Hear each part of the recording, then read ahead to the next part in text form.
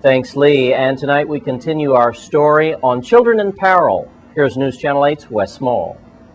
And today we're continuing our series called Children in Peril. You might remember yesterday just dealing with several incidents, how children have gotten caught up in road rage, also at Payless, getting stomped, things like that. I'm here today with two busy gentlemen, head of our Virgin Island Police Force on St. Croix, Deputy Chief Bramble, and Police Chief Oakland Benta.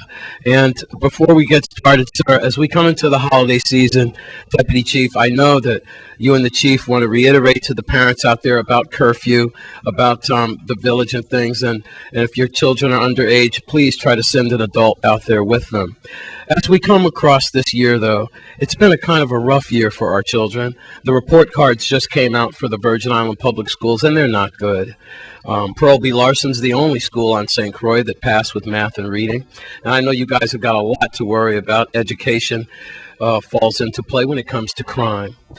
But, sir, is there any hope and savior for our children out there?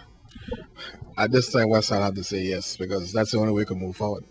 That there is hope and there's a light at the end of the tunnel. So some of the crimes that you guys are seeing on a daily basis involving our minors and our youngsters and things like that, what advice can you guys continuously give to the parents out there and to the community? Be a parent. Pay attention to your kids. Know where they are at all times.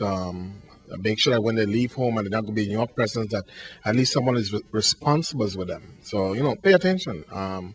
And, help us out. When it gets to us, sometimes it's too late. So if you do your part, it'll make our job a lot easier. Prevention, preemptive. Prevention, yes. Preemptive maintenance. Chief, what happened? Years ago when it was dark, my dad said you better have your butt in the house, and it worked. Before, a lot of things, when the neighbors would see you out picking mangoes when you should have been in class, even though those were innocent hooky days and so forth. What has happened to that? What has happened to our community and the grandmas that were hanging out the clothes and saying, I go tell your mama and daddy on you. What happened to that? Well, what has happened over time is that we always said that it took a village to raise a child. A lot of the parents, when other parent would come to them to talk about issues concerning their children, became very, very perturbed and upset. And what they began to do is actually become violent with that person who would approach them about their child, accusing them of making accusations, false accusations about their children. And subsequently, some of the parents who were very, very committed to help began to take a backseat. And we always like to have what you call a hands-on. But today, a lot of people in our community now are doing what you call a hands-off. Because they realize that by placing their hands in the midst of trying to assist, it creates frustration between neighbors and disparity. So what we have is we have neighborhoods and people in the neighborhood seeing other people's children getting in problems and not stepping up to the plate anymore. There are some who are still doing it because there are some parents who are very happy for the information about their child, but there are a lot of them who thinks that their child does not and will not get involved in any problem beyond their eyesight. So that is a problem.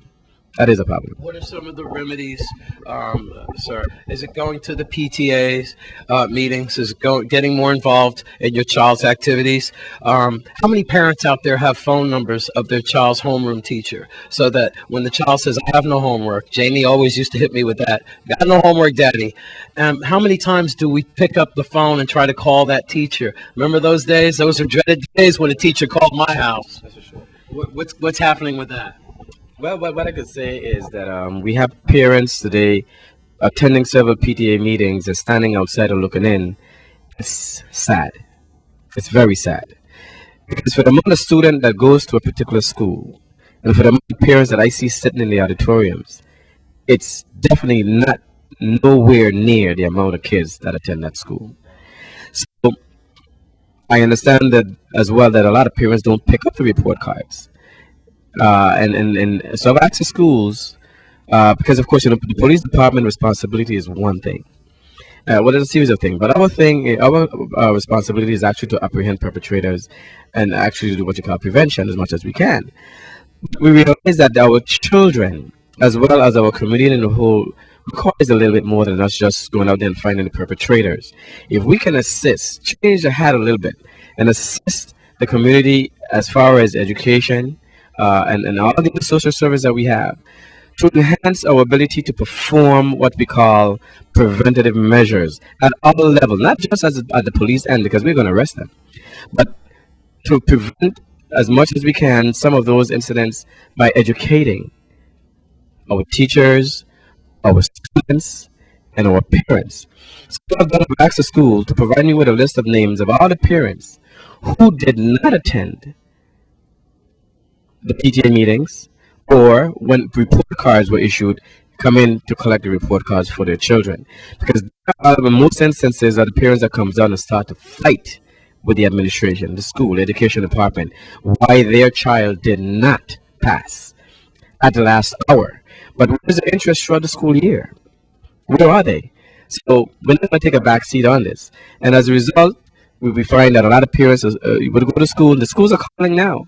And what we if you go to school as a parent in an irate manner and being using a lot of profanities and demonstrating your will to fight, well, then we know exactly what you're teaching your child.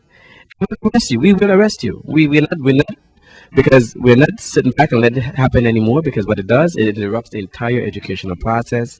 It takes away from those kids who are in the classroom, because those children now were sitting in the classroom looking at all this nonsense. Well, the teachers are trying to make peace. That's God knows how many minutes of education that those children have missed because of one parent. No more. Thank you very much. Deputy Police Chief Bramble and also Police Chief Oakland Benta, very busy this afternoon. I want to thank you both. Please be safe and well this holiday season. We will wrap up Children in Peril one more time tomorrow to try to come for some answers. And that's what we have for today. For now, these gentlemen are urging you, please monitor your children. Pay attention to their homework assignments. Go to the PTA meetings, and you might be getting a call from Chief Benta. How about that? They're calling up the parents. That is why I know you're not too popular for that, but that's a pretty good idea, and maybe that's what it's come down to. Children in Peril. I'm Wes Small for News Channel 8. Thanks, Wes. And we have more news after the break. Stay with us on News Channel 8.